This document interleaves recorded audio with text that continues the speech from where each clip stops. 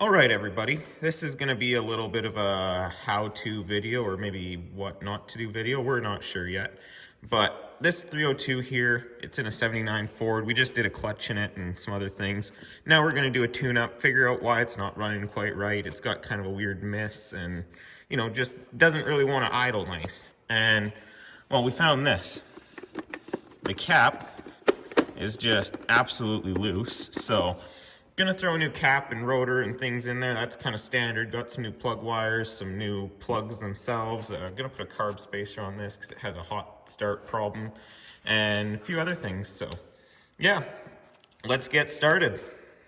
All right, now first things first, we're gonna want to figure out the firing order of this thing. Want to write down, you know, which plug wires going to where and so on and so forth, because these small block Fords, I believe they have 3 or maybe 4 different firing order, you know, options throughout the years.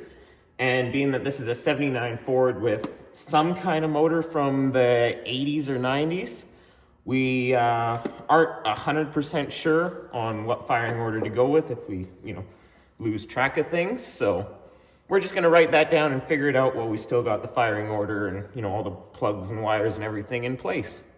So yeah, let's do that. Really quite simple. You know, this one here is obviously the coil, so we can just get that out of the way right away. And yeah, figure out.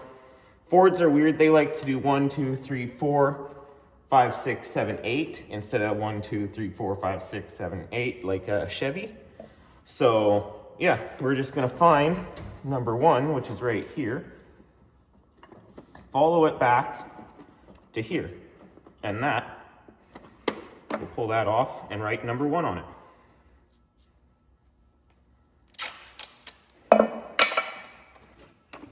Like so. 1 there, and then we'll write number 1 right here. We'll transfer this over to new caps and wires, but at least this way we can kind of keep track of things, hopefully. We'll see.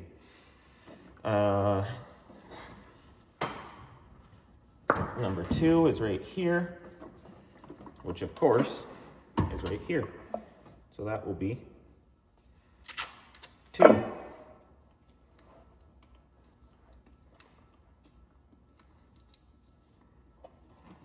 then we'll pull that one off.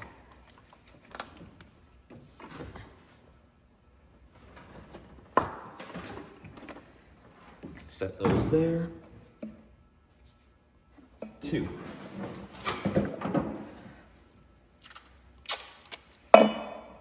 Actually, 1 second. Let's just put these back just for funsies so we can at least kind of remember. We'll work from the distributor out to the spark plugs, but at least that way things are kind of kept track of. And then we've got right here number 3.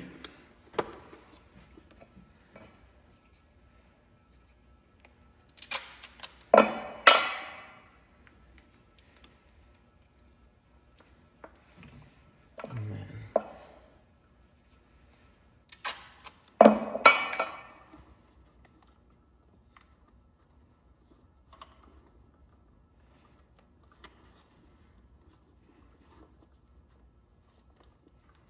3 there. Probably gonna end up losing all those anyways. And then obviously number 4, which number 4 is this guy right here.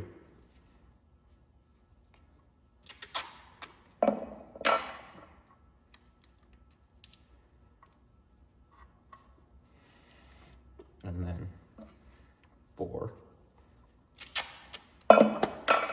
here.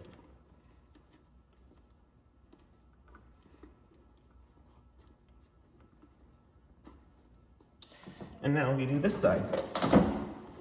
We've got number 5 right here.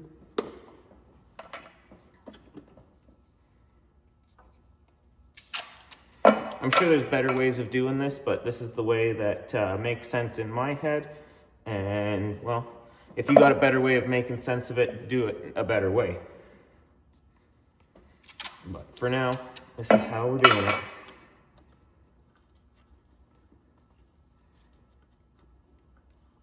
All these tapes are definitely just gonna fall off of there eventually, but hopefully they'll stay on long enough that we can keep track of things. Ooh, it would probably help if that plug wire was actually connected. And then, yeah, we've got 5 here. We've got 6 right here.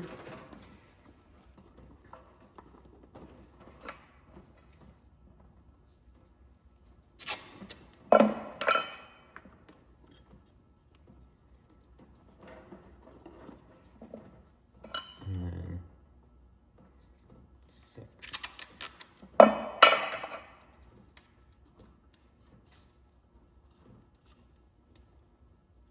Right there. That will leave us with 7 here.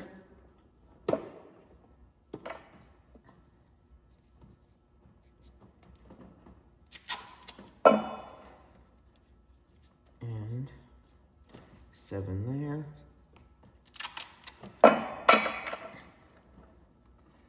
Which I bet you can't guess what the next number is.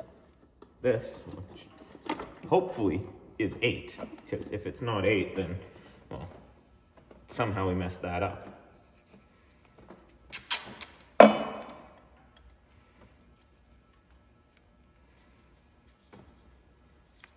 All right, there. And, well, there we have it. We got it all laid out. We know what our firing order is. We can go and write this down on a little piece of paper now, or tape, whatever, 1, 8, 4, 5, 6, 2, I believe. Yeah, 2, 7, 3. We'll write that down, probably put it on our little note somewhere. So if we do lose track, at least we have it written down elsewhere. And also, I guess we kind of have it on this video now. So yeah, we can go ahead and either swap out the cap and rotor or build plug wires. I'll probably end up building the new plug wires first and running them in place. And then once we got everything laid out and situated, we can go ahead and switch over to the new cap and rotor. And yeah, hopefully everything will run when we're done. All right, and now that we got the old plug wires kind of situated, we can go ahead and lay out our new plug wires here. Normally when you get a build it yourself kind of, kit like this, they come in 5 different lengths. You got your short ones, you got kind of middle short, you got middle long, and then the very long ones for the rear cylinders, and then your coil wire. And yeah, you can go ahead and just put ends on them like this and lay them out however you like. Or what I like to do is go ahead and take one of the wires, go to the first cylinder, which is right here, and then I like to run it and kind of get it organized and clean and hidden nice down to there, cut it to length, and yeah, then it just looks a little prettier. You don't have wires that are too long going over top of valve covers or underneath things, or just in the way. So yeah, we'll get doing that next. All right, now it's important to consider many different things when you're running spark plug wires, such as the location, make sure they're not rubbing up against anything bad or in the way of something else or pinched or, things like that. So takes a little bit of time, but you can go kind of figure out how you want to loop it and swoop it. I really don't like how most of this is laid out under here, unfortunately, but we'll probably go something kind of like that. I like to wrap them in front of the valve covers, so if you do need to take the valve covers off, you're not fighting with spark plug wires or things like that, and it just kind of looks cleaner. Not that much under this hood looks clean, but we'll do the best with what we can. So yeah, go wrap it where you like it, run it down, and then yeah, just figure out where that spark plug is, take your tape, and just put a little mark on it like so. Yeah, I think that'll look good. Gives us a little bit of room to kind of, maneuver it around, but also clean and out of the way of anything important, hopefully. So now, let's go cut it and crimp an end onto it, hopefully. Now, once you get the wire length figured out and marked where you want to cut it, you just go ahead and cut it like so. You know, doesn't need to look too pretty or anything like that. Because now you gotta strip the wire back to whatever, about that much length right there, just like it was before, so you can, you know, roll it over and crimp the end on. We'll be using these little tools, and I just learned this has a little, I think, wire stripper feature built in. You can slide it in there like so, and then use a razor blade and rotate that around and cut it off. So we'll give that a try.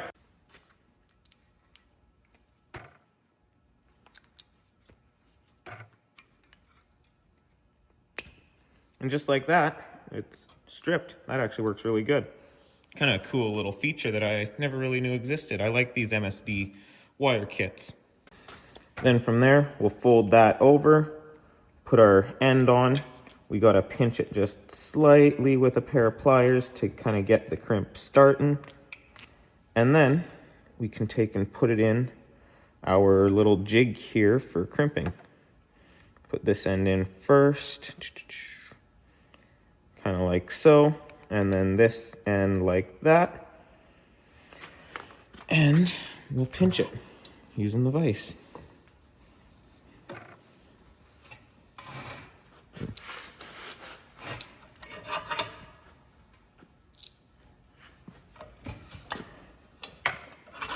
Now, just like that, we should have a nicely crimped wire. There's a bit of work to get out of here. Yeah, like so. There you have it. We've got a nice, beautiful little crimp, and hopefully we can slide the end on. Normally put the end on before we crimp, but these ends seem to work pretty good. This kit here gave us two options for ends. I was going to use these small, kind of tighter 90s, but they're not right for the spark plugs we have, so we'll be using these ones. There's a little bit more length on them overall, but they'll look pretty good and should work with our shorty headers in there quite nicely. We kind of need the tight 90 in there.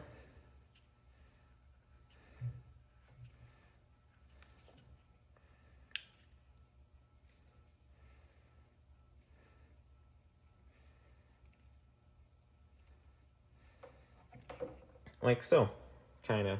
And now we can go ahead and put this on. This one here is number 5, so we'll go right there, run it underneath a few things, like so. Replace the number 5 one here, and there, it is on there. It should, you know, tuck in there nice by the valve cover once we got a few more wires going through there, and we can, you know, tie them all together, make them look good. And yeah, now we've got a few more to do. We always start with the shortest ones, so start from the front back kind of thing. Use the closest wire to the right length that you need, and hopefully by the time you're done, you'll have the long wires left. And yeah, should, you know, have no problem making everything look nice and pretty, which hopefully we can just do this like that. We've got all the spark plug wires done, got the coil wire done. Everything's plumbed half decently. Did the little zip tie wire separator trick there where we had to, and kind of got a little carried away. The carburetor's now missing. We got a throttle carb spacer there, and doing some other things at the moment. But that's how you do the plug wires. They're decently routed. Can't get too pretty on something like this with the way everything's laid out, but yeah, that's about how that's done. And stay tuned for more, because, well, there's always more going on around here, and should be posting hopefully every week. So yeah, make sure you hit that follow button, like, subscribe, or do all those other things, and stay tuned for more.